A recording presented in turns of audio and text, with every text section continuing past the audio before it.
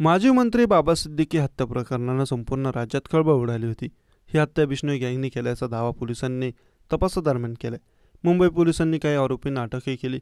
मात्र आता बाबा सिद्दीकींचे पुत्र माजी आमदार जिशान सिद्दीकींनी आपल्या जबाबात खळबळजनक दावा केलाय। जिशान सिद्दीकींनी पोलिसांना दिलेल्या जबाबात 10 बिल्डर्सचे ठाकरे गटाचे आमदार अनिल परब आणि भाजप नेते मोहित कंबोज यांचं नाव घेतले। हत्येच्या दिवशी वडिलांनी लिहिलेल्या डायरीत भाजप नेते मोहित कंबोज यांचं नाव असल्याचा उल्लेख जिशान सिद्दीकींनी केलाय। हत्येप्रकरणी या सर्व संबंधित बाजूंचा तपास करण्याची मागणी जिशान यांनी केली आहे। जिशान यांनी पोलिसांना दिलेल्या जबाबात काय होतं ते पाहूयात। वांद्र्यामध्ये विकासकांकडून अन्याय होत असल्यामुळे नागरिक माझ्या संपर्कात आले होते।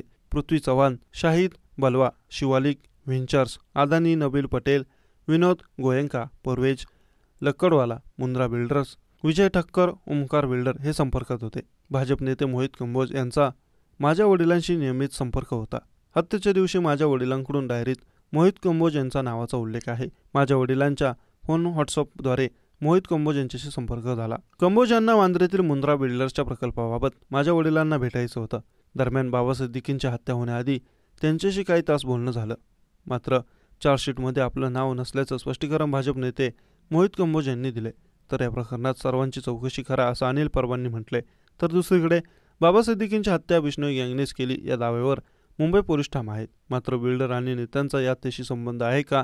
जिशान सिद्दीकींच्या या आरोपावर मुंबई पोलीस नव्याने तपास करणार का? हा खरा प्रश्न आहे।